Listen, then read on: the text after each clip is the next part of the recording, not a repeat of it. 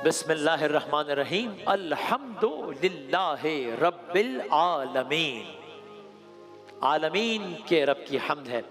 और इस सेगमेंट में हम उसकी तख्लीक़ात पे बात करते हैं। कल हम बात कर रहे थे चाँद, जो हमें बज़ाहिर दिखने में बहुत पुरसुकून, बहुत खामोश नज़र आता है। उस चाँद के अंदर, हमारे ज़मीन के चाँद के अंदर क्या एक दुनिया बरपा है। और कल हमने एक ख़ास मौके पे लाके इस गुफ्तगू को छोड़ा था, आज उसको हम बाकायदा कंप्लीट करेंगे। एक क्विक रिकैप, हमने चाँद की तख्लीक के बारे में अर्ज़ किया था कि ये चाँद वजूद में किस तरह आया था। दो गोया बड़े, आप कह लीजिए, एक टकराव हुआ, बहुत बड़ा टकराव हुआ। उसके नतीजे में ज़मीन वजूद में आई और उस ज़मीन से एक चट्टान अलग हो गई जिसको हम चाँद कहते हैं। अजब नहीं, ख्याली तौर पे कोई इस तरह का मंजर है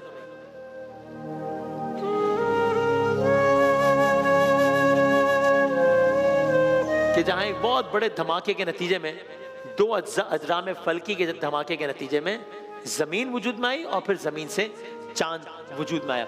लेकिन मैं आगे बढ़ता हूँ। कल हमने बात कहाँ पर छोड़ी थी? कल हमने बात यहाँ पर छोड़ी थी कि खला में मुसलसल बहुत बड़ी बड़ी चट्टानें हैं। आसान अल्फाज में कह लीजिए, बहुत बड़े बड़े पहाड़ हैं, छोटी छोटी चट्टानें भी हैं, बड़े बड़े पहाड़ भी हैं। कुछ इस तरह का मंजर है ख्याली तौर पर खला में कि जहाँ बड़ी बड़ी चट्टानें खला में घूम रही हैं। चांद पर बहुत बड़े गड्ढे पड़े हुए हैं। क्यों? इसलिए कि वो चट्टानें चांद से टकराती हैं और जब चांद से टकराती हैं तो चांद पे गड्ढे पड़ जाते हैं बहुत बड़े बड़े। कल हमने आपको बताया था 200 किलोमीटर लंबा एक गड्ढा है चांद में। जमीन से ज्यादा बड़े गड्ढे चांद में, 4-4 अरब साल पुराने गड्ढे चांद में। तो हमने एक मासूमाना सवाल किया था और यहां पर छोड़ी थी बात कि भाई जमीन और चांद साथ साथ तो है बिल्कुल, तो और खला में हर तरफ जो है वो पत्थर बरस रहे हैं, पहाड़ बरस रहे हैं। तो ये क्या कि वो पत्थर, वो पहाड़ चांद से टकरा जाते हैं, चांद के साथ ही जमीन से नहीं टकरा रहे। ये कैसे हो सकता है? अगर जमीन से टकराते तो फिर तो पता नहीं क्या होता ना।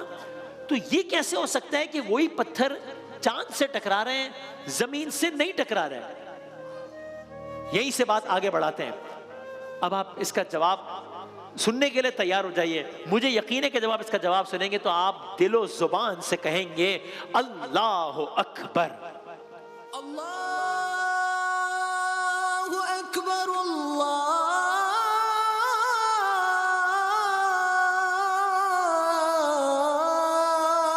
अकबर। मैं ये बात भी बहुत दावे से कहता हूं कि हम अल्लाह ताला की नेमतों का शुक्र अदा करते हैं। मैं अपने लिए कह रहा हूं, कम से कम मुझे नहीं मालूम था कि ये कितनी बड़ी नेमत है जो हम अभी आपकी खिदमत में अर्ज करेंगे। इसलिए अगर आप भी इस बात से इत्तेफाक करें और आपको भी लगे कि ये अल्लाह की कैसी नेमत है, ये तो हमने सोची भी नहीं थी कभी, तो आप भी उस नेमत को सोच कर कहिएगा फबिअय्यि आलाइ रब्बिकुमा तुकज़्ज़िबान। फबिअय्यि आलाइ रब्बिकुमा तुकज़्ज़िबान। बस मैं डायरेक्ट अपने मौजू पर आ गया। खला में पत्थर बरस रहे हैं, वो चांद से टकरा रहे हैं, चांद पर तबाही हो रही है, चांद पर गड्ढे पड़ रहे हैं, जमीन चांद के साथ ही है लेकिन जमीन से वो पत्थर नहीं टकरा रहे। जमीन में तबाही क्यों नहीं हो रही? क्यों नहीं हो रही? इसलिए रब्बुल आलमीन ने, खुदावंदे ताला ने, इस खालिक़े कायनात ने, इस मालिके कायनात ने एक ऐसा सिस्टम रखा हुआ है कि जमीन की जो फजा है, जमीन का जो एटमॉस्फेयर है, वो हमें उन चट्टानों से महफूज रखता है। तो होता क्या है, जब ये छोटे छोटे पत्थर या बड़े बड़े पत्थर जमीन की फजा में दाखिल हो रहे होते हैं तो वो जलकर राख हो जाते हैं। जमीन का एटमॉस्फेयर उन्हें जलकर राख कर देता है, वो हमें नुकसान नहीं पहुंचाते। चांद की अपनी कोई फजा ही नहीं है, इसलिए चीजें बगैर किसी रुकावट के चांद की सतह से टकरा जाती हैं।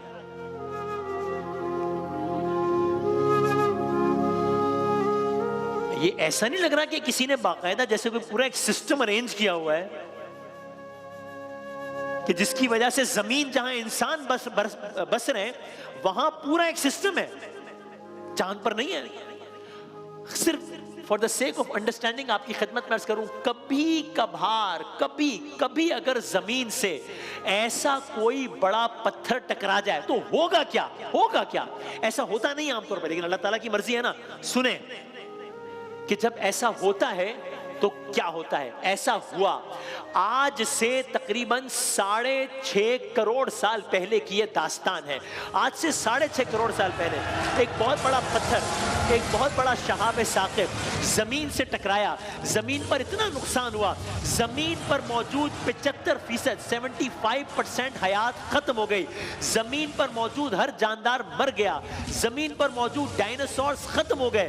जमीन पर तबाही ही तबाही थी, कुछ नहीं बचा।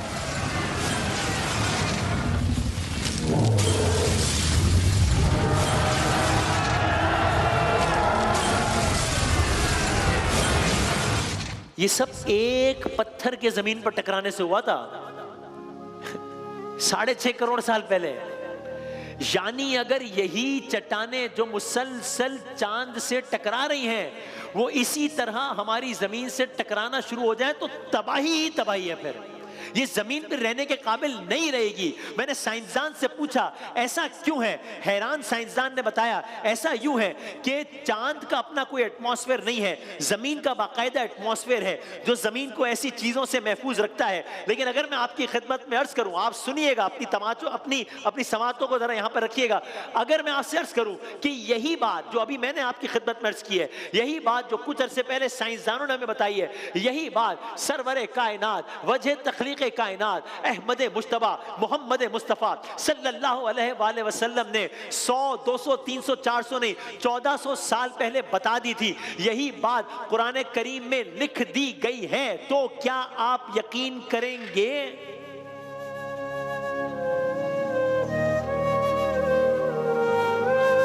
आप कहेंगे ऐसा कैसे हो सकता है?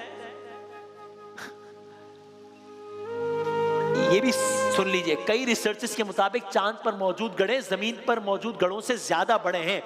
यानी अगर जिस रफ्तार से चट्टानें चांद से टकराती हैं वैसे ही जमीन से टकराना शुरू हो जाएं तो हम तबाह हो बर्बाद हो जाएं। ये एक अजीब बात नहीं लगती? एक ही दुनिया में करीब करीब 2 मकामात, खला में बड़ी बड़ी चट्टानें, खला में बड़े बड़े पत्थर, एक उसमें से चांद महफूज नहीं है, जमीन महफूज है। गोया ये आसमान जो हमें इतना पुरसुकून नजर आ रहा है, दर हकीकत एक प्रोटेक्टिव शील्ड है। ये प्रोटेक्टिव शील्ड है। साइंसदान को आज पता चला, मोहम्मद रसूलुल्लाह सल्लल्लाहु अलैहि वसल्लम ने 1400 साल पहले बताया, कुरान ने 1400 साल पहले लिखा। किन अल्फाज में लिखा? आप अगली आवाज सुनेंगे जनाब कारी मोहसिन की, जो कि उस आयत की तिलावत करेंगे। मैं आपकी खिदमत में तर्जुमा अर्ज करूंगा और फिर आप दिल से कहेंगे अल्लाह अकबर। सुनिए वो आयत क्या है। आप इस आयत का तर्जुमा सुनने के लिए तैयार हैं? सूरह अंबिया की आयत है। कारी मोहसिन साहब ने भी इसकी तिलावत की, फरमाया वजअलना अस्समाअ सक़फ़न महफूज़ा, हमने आसमान को एक महफूज छत बना दिया। हमने आसमान को एक महफूज छत बना दिया, मगर ये है कि उसकी निशानियों की तरफ तवज्जो ही नहीं करते। अल्लाह अकबर, अल्लाह अकबर। यानी आज के बाद जब मैं अस्माउल हुस्ना में से अल्लाह ताला का ये इस्म मेरे कानों से टकराएगा ना, अल हफीजो, अल हाफिजो, तो मुझे अंदाजा होगा कि मैंने तो इस बात का मतलब बहुत सतही अंदाज में लिया था कि हाँ अल्लाह हिफाजत करने वाला है। मैं तो समझ रहा था जमीन के तूफानों से हिफाजत कर रहा है, आफात से हिफाजत कर रहा है, बीमारियों से हिफाजत कर रहा है। मुझे क्या मालूम था पूरी जमीन, पूरी इंसानियत की हिफाजत हो रही है ऑन अनदर लेवल। जहां पर पत्थर बरस रहे हैं उसने आसमान को एक महफूज छत बना दिया है। या हफीजो, या हाफिजो। अब सूरह हूद की इस आयत का इस हिस्से को पढ़ने में और लुत्फ आएगा, जिसके आखिर में कहा इन्ना रब्बी अला कुल्ले शैइन हफीज, मेरा परवरदिगार हर चीज का हिफाजत करने वाला है, हर चीज का हिफाजत करने वाला है। तो वहां तो हमारी हिफाजत कर रहा है, वहां हमारी हिफाजत कर रहा है जहां हमें पता भी नहीं है मगर हमारी हिफाजत हो रही है। मौजू से मुंसलिक रहेगा। हम जमीन के चांद को एक्सप्लोर करने निकले। चांद के अजायबात अभी खत्म थोड़ी हुए हैं, चांद पर एक अलग दुनिया आबाद है। सुनिए, जलजला, जलजला लफ्ज सुना हुआ है ना? इस लफ्ज का दूसरा मतलब ही तबाही है, इस लफ्ज का दूसरा मतलब ही बर्बादी है। जब जलजला आता है सब कुछ तलपट हो जाता है, सब कुछ उलट पलट हो जाता है। अब अगर मैं आपकी खिदमत में अर्ज करूं, ये जलजले सिर्फ जमीन पर नहीं आते, ये जलजले चांद पर भी आते हैं, इंसान की सोच से ज्यादा आते हैं। एक हालिया रिसर्च के मुताबिक चांद पर अब तक 100 नहीं, 1000 नहीं, 2000 नहीं, 5000 नहीं, 20,000 जलजलों के तो बाकायदा शवाहिद मिल चुके हैं। कुछ इस तरह का मंजर होगा चांद पे भी, इसलिए कि चांद पर एक तलातुम बरपा है, वहां भी जलजले आते हैं और इस शिद्दत के जलजले आते हैं।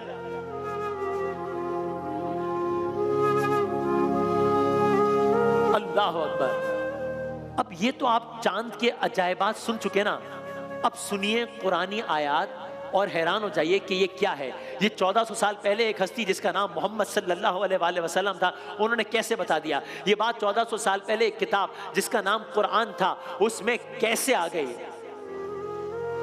आप जानते हैं ना कि सूरज के गिर्द जमीन और चांद गर्दिश कर रही है।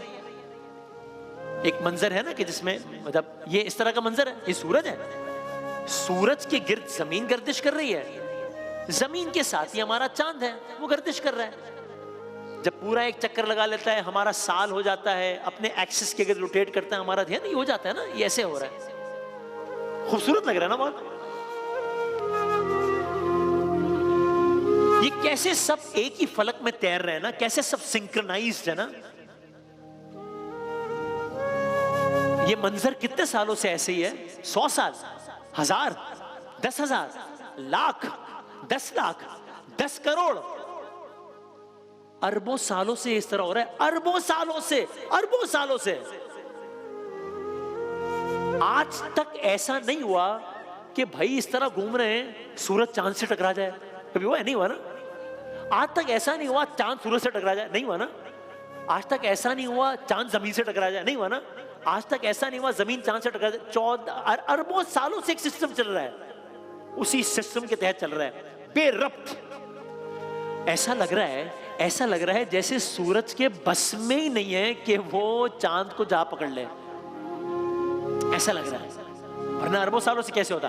ये बातें और तस्वीरें गहरी तहकीक के बाद आज हम तक पहुंची है और हमने इतनी आसानी से इस पर तबसरा कर लिया है। अब अगर मैं आपसे कहूं कि कोई था जिसने ये बातें साइंस के बताने से पहले बता दी थी, कोई था जिसने ये बातें 1400 साल पहले बता दी थी, लिखवा दी थी, तो आप किसी भी मजहब के मानने वाले हो, आपका अकीदा कुछ भी हो, आप कहेंगे ना कि ये कैसे हो सकता है। और अगर वाकई ऐसा हुआ है तो फिर वो कोई आम इंसान तो नहीं होगा, फिर वो कोई आम किताब तो नहीं होगी, वो इंसान सब इंसानों में अफजल होगा, वो किताब सब किताबों में अफजल होगी। अब आप सुनिए सूरह रहमान बिस्मिल्लाहिर्रहमानिर्रहीम, फरमाया अश-शम्सु वल क़मरु बिहुस्बान, सूरज और चांद एक हिसाब के बंद हैं,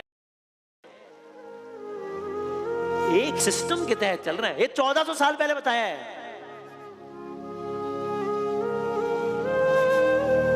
लेकिन आगे आइए, एक और आयत सुनिए, सूरह अंबिया में फरमाया वहुवल्लज़ी खलक़ल लैला वन नहारा वश-शम्स वल क़मर, और आगे आयत और वही तो है जिसने रात और दिन बनाए, वही तो है जिसने सूरज और चांद को पैदा किया, सब एक फलक में तैर रहे हैं। ये 1400 साल पहले बताया। ये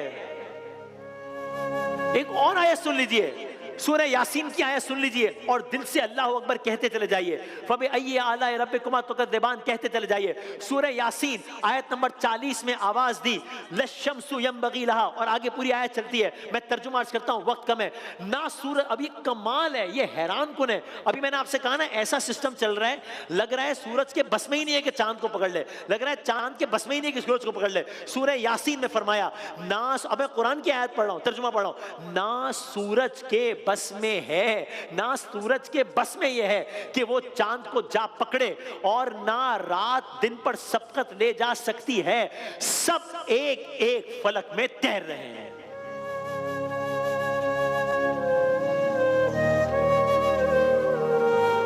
ये दावा 1400 साल पहले उस वक्त किया है जब चांद, सूरज, सितारे, सैयारे ऑर्बिट्स में उनके तैरने, मदार में उनके घूमने का कोई कॉन्सेप्ट ही नहीं था।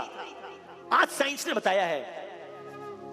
तो बस इस किताब पर ईमान ना लाने वाले, रसूल अल्लाह के ना मानने वाले बताएं कि अगर ये अल्लाह का कलाम नहीं है तो फिर वो कौन सी टेक्नोलॉजी थी जिसकी बुनियाद पर ये अजीम हकाइक कुरान में मौजूद है। सवाल, अगर ऐसा ना हो तो, अगर ये सब अपने अपने ऑर्बिट में ना तैरे तो, अगर ये सब अपने अपने हिसाब के पाबंद ना हो तो, यानी ये सब खाली दिखने में एक बड़ा दिलकश मंजर है या इसकी रिपरकशंस भी हैं। फर्ज करें अपने मदार में ना तैरें, करीब आ जाएं एक दूसरे से, जितने जितने करीब है उतने करीब ना आ रहे हैं, जितने दूर है उतने दूर ना, तो क्या होगा। ये कितनी बड़ी नेमत अल्लाह ताला की कि एक मदार में तैरे। आए एक लम्हे को सोचते हैं, अभी अर्ज किया था ना,